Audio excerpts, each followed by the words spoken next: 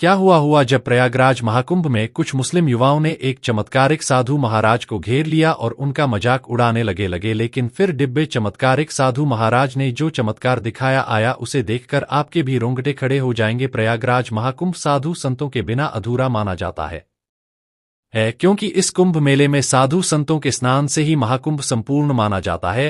हाल ही में प्रयागराज में जो पूर्ण महाकुंभ लगा है वह 144 साल बाद आने वाला एक महाकुंभ है जिसमें संगम में स्नान करने की बहुत ज्यादा मान्यता होती है लेकिन जब भी सनातन धर्म में कोई मजबूती दिखाई देती है तो वहां अन्य धर्मों के लोग इसे तोड़ने की कोशिश जरूर करते हैं और ऐसा ही हुआ प्रयास महाकुंभ के दौरान। इस बार महाकुंभ में 40 करोड़ से भी ज्यादा श्रद्धालुओं के आने की उम्मीद है और अभी तक करोड़ों श्रद्धालु संगम में स्नान कर चुके हैं, लेकिन कुछ ऐसे नज़ारे देखे जा रहे हैं जहां पर बेवजह साधु संतों को इंटरव्यू देने के नाम पर या फिर उनकी दक्षिणा लेने के नाम पर उन्हें बदनाम किया जा रहा है। कुछ साधुओं के ऊपर बच्चा चोरी का झूठा आरोप लगाया जा रहा है। दरअसल यह सारे कृत्य छोटी मानसिकता वाले लोग करते हैं जो सनातन संस्कृति को चोट पहुंचाना चाहते हैं, लेकिन जब भी सनातन को चोट पहुंचाई जाती है तो वह और ज्यादा प्रखर कर सामने आता रहा है। कुछ मुस्लिम लोग जो हमेशा से सनातन विरोधी रहे हैं, जब वह महाकुंभ में इतनी भयंकर भीड़ देखते हैं जो उनके जुलूसों में नहीं दिखाई देती तो उनकी आत्मा अंदर से अल जाती है। ऐसे में वे महाकुंभ को बदनाम करने के लिए तरह तरह की योजनाएं लगाते हैं। ऐसा ही कुछ दिनों पहले एक घटना में देखा जा सकता है जहां पर सोहेल नाम का एक मुस्लिम व्यक्ति अपने 4 से 5 मुस्लिम दोस्तों के साथ भेष बदलकर प्रयागराज महाकुंभ में पहुंचा। उसका सनातन धर्म के ऊपर बिल्कुल भी विश्वास नहीं था। वह बस वहां जाकर के किसी तरह सनातन धर्म की भावनाओं को चोट पहुंचाना चाहता था, साधु संतों का मजाक उड़ाना चाहता था और दुनिया के सामने रखना चाहता था कि उनका धर्म ही महान है। सोहेल अपने 4 से 5 दोस्तों के साथ प्रयागराज महाकुंभ में पहुंचा जहां उसे एक ऐसी बेटा दिखाई दी थी जो उसे अपने धर्म एक कभी नहीं दिखाई देती थी। वो अपने 4 से 5 मुस्लिम दोस्तों के साथ प्रयागराज महाकुंभ आया था। उसे इस बात का अंदाजा नहीं था उसकी एक छोटी सी गलती उसके आने वाले भविष्य पर बहुत ज्यादा भारी पड़ने वाली थी क्योंकि उन्होंने महाकुंभ में कुछ ऐसा काम कर दिया जिसके बाद वह उनकी जिंदगी का सबसे बड़ा कलंक बन गया है। प्रयागराज महाकुंभ में अनेकों प्रकार के हुआ आते हैं। अलग अलग साधु अपने तंबू बनाकर अपनी अलग छाप छोड़ते हैं। महाकुंभ प्रयागराज में कोई चाबी वाले बाबा है जो अपने साथ 120 किलो की चाबी रखते हैं। रुद्राक्ष बाबा अपने पूरे शरीर पर 45 किलोग्राम रुद्राक्ष रोजाना धारण करके रखते हैं। हाल ही में IITN बाबा बहुत ज्यादा प्रसिद्ध हो रहे हैं क्योंकि वह अपने IIT कॉलेज की पढ़ाई को छोड़कर बाबा बनेगा नहीं है, क्योंकि वो सनातन धर्म की खूबसूरती जान चुके हैं कि इस दुनिया में अगर बार बार जन्म मरण के चक्कर से बचना है तो सनातन धर्म स्वीकार करना ही होगा और सनातन धर्म स्वीकार करते हुए हम जीवन के परम लक्ष्यों को प्राप्त कर सकते हैं। जिस इंसान को मुक्ति चाहिए होती है वह यह बात समझता है, लेकिन सोहेल हमेशा सनातन धर्म का मजा भी आ सकता है कि जो है वो ही है उड़ाया करता था। उसे तो बस बहुत सारी वीडियो बनाकर लोगों के बीच सनातन धर्म को बदनाम करना था, इसलिए वह अलग अलग साधु संतों के पास जाकर उनके साथ मजाक मस्ती करने लगा रहा। साधु महाराज जिन्होंने पिछले 10 सालों से अपने एक हाथ को नीचे नहीं किया था, सोहेल उनके पास गया और उन से अनाप शनाप प्रश्न पूछने लगा कि आखिर आपने इतने सालों से एक हाथ नीचे नहीं किया है तो आप अपने रोजाना के काम कैसे सही ढंग से पूरा कर लेते हैं। वास्तव में वह बहुत ज्यादा गलत मतलब निकाल रहा था लेकिन उस समय उन साधु महाराज ने उसे डांटकर वहां से भगा दिया गया। लेकिन ये सभी साधु महाराज तो क्षमाशील थे जो लोगों की गलतियों पर उन्हें क्षमा कर देते हैं, लेकिन इसी प्रयागराज महाकुंभ में कुछ ऐसे अधूरी पाए जाते हैं जो केवल महाकुंभ में ही दिखाई देते हैं।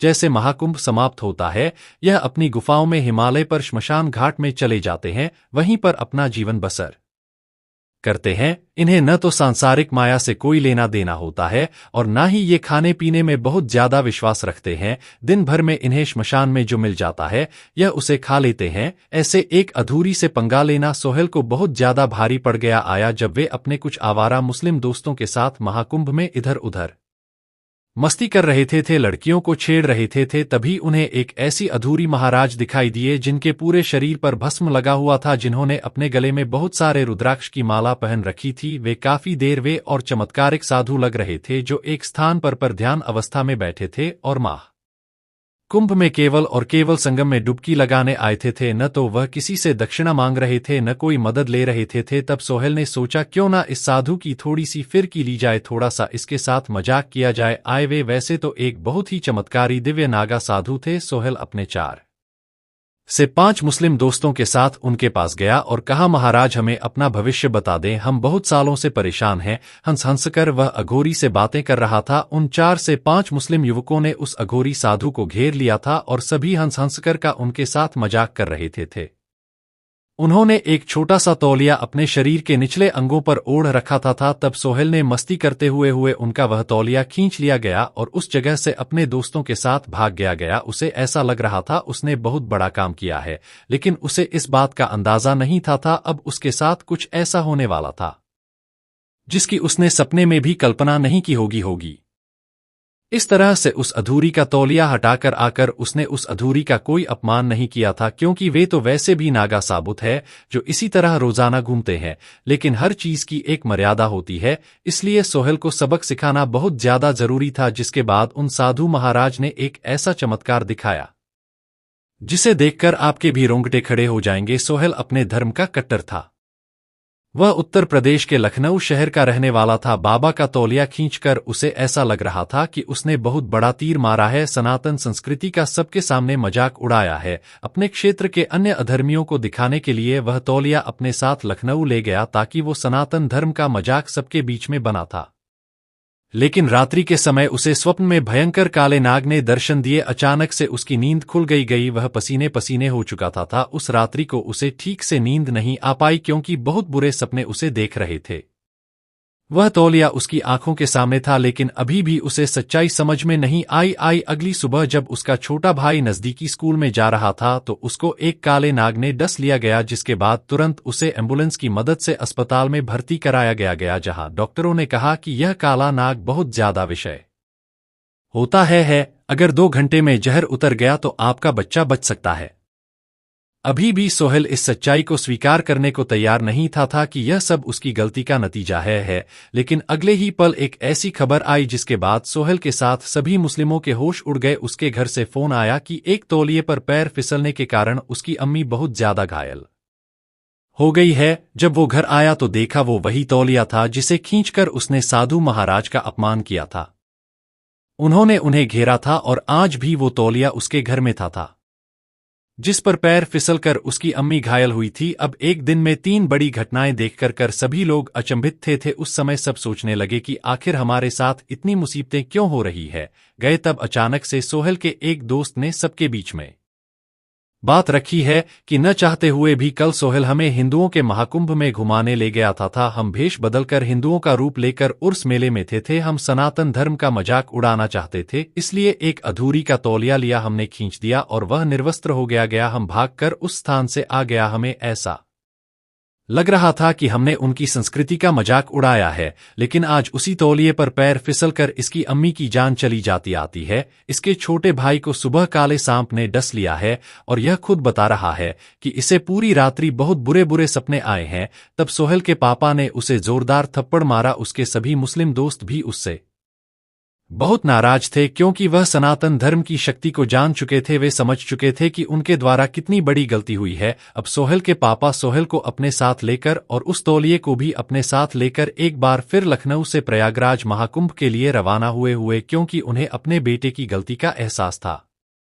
वह समझ चुके थे कि अगर बात अब भी नहीं संभाल ली गई तो और बड़ा अनर्थ हो सकता है, और उनके बेटे ने गया है। आए थे छोटे बच्चे की जान बचाने का एकमात्र यही तरीका है कि किसी भी तरह उन साधु को ढूंढा जाए, उनके अपमान की भरपाई की जाए। आए उन्हें उनका तौलिया पुनः लौट आया जाए। आए और हाथ जोड़कर उनसे माफी मांगी जाए, तभी हमारी जिंदगी पुनः सामान्य हो सकती है। लेकिन प्रयागराज महाकुंभ का यह महिला लाखों करोड़ों श्रद्धालुओं से भरा हुआ था। इससे साधु संतों के लिए ही तो जाना जाता है रहा है। ऐसे महाकुंभ में एक अधूरी का मिलना जिसने अपने पूरे शरीर पर भस्म लगा रखा हो, वह असंभव था। वह बाप बेटे चारों तरफ उस अधूरी को ढूंढ रहे थे, लेकिन निराशा के अलावा उनके हाथ कुछ भी नहीं लगाएगा। इधर डॉक्टर के फोन आ रहे थे कि मरीज की हालत हर समय बिगड़ती जा रही है, अब उसकी रक्षा भगवान ही कर सकते हैं। तब हार मानकर और परिस्थिति को स्वीकार करते हुए जब एक बाप के सामने मुसीबत का पहाड़ टूटा तो उसने धर्म की दीवार को तोड़कर सामने स्थापित शिवलिंग के सामने हाथ जोड़कर सिर झुकाकर भगवान से माफी मांगी और कहा कि मेरे बच्चे से बड़ी गलती हुई है, आपके धर्म के एक साधु का मजाक उड़ाया गया है, हमें माफ कर दो। तो और वे दोनों बाप बेटे उसी जगह पर फूट फूट कर रोने लगे लेकिन उसके बाद अचानक से चमत्कारिक साधुवाद अघोरी हो रही ने सोहेल के पापा की पीठ पर हाथ लगाकर उन्हें उठाया आया। उस समय उनके तन पर कोई भी वस्त्र नहीं था। जब सोहेल ने उनकी आंखों में देखा तो वह समझ गया कि यह वही चमत्कारिक अघोरी है और महादेव के चमत्कार से खुद आगे रहकर उनसे मिलने आए हैं। सोहेल उनके पैरों में गिर गया आया और उनसे क्षमा याचना करने लगा था। उसका कहना था कि मैं सनातन धर्म की शक्ति को मजाक मान बैठा था, लेकिन जब से मैंने आपके साथ वह गंदा मजाक किया है तब से मेरी जिंदगी में बहुत उल्टी उल्टी घटनाएं हो रही है। मैं आपसे हाथ जोड़कर माफी मांगता हूं। मैं आपका तौलिया अपने साथ लाया है, कृपया इसे धारण करिए और मुझे नादान बच्चा समझकर माफ कर दीजिए। वह अघोरी काफी देव और चमत्कारिक है। उन्होंने सोहेल को समझाते हुए कहा कि इस दुनिया में केवल एक ही धर्म है, वो है सनातन। उससे बड़ा न तो कोई धर्म है और न ही इस धर्म की कोई बराबरी कर सकता है। इसके अलावा इस दुनिया में जो भी है वह मजहब है, पंथ है, लेकिन धर्म है केवल सनातन है। जिंदगी में कभी भी सनातन धर्म की शक्ति को ललकारना माना, क्योंकि तुम्हारे मन में जो भाव है उस भाव को खत्म करने के लिए महादेव ने मुझे खुद भेजा गया है। तुम्हारी परीक्षा मेरे हाथों ही लिखी थी। तुमने मेरा तौलिया खींचा और मुझे विश्वास था कि कल तुम पुनः मेरा तौलिया खुद लौटाने आओगे होगी, क्योंकि यह चमत्कार मेरा नहीं साक्षात महादेव का है।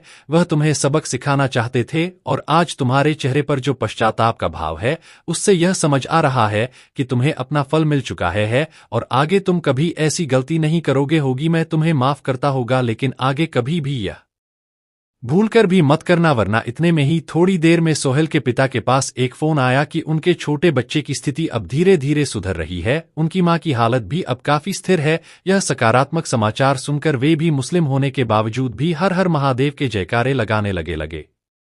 उस दिन के बाद से उन्होंने कभी भी हिंदू या मुस्लिम धर्म में कोई भेद नहीं किया गया। उनके घर के बाहर से हिंदू धर्म के देवी देवताओं की शाही सवारी निकलती थी तो सोहेल खुद उस शाही सवारी पर फूल बरसाते थे। एक मुस्लिम युवा हुआ जिसने एक समय पर एक अधूरी को घेर कर उनका मजाक उड़ाया था। उसे उस समय जिंदगी की एक कितनी बड़ी सीख मिली कि उसकी पूरी जिंदगी ही सनातन धर्म के प्रति समर्पित हो गई।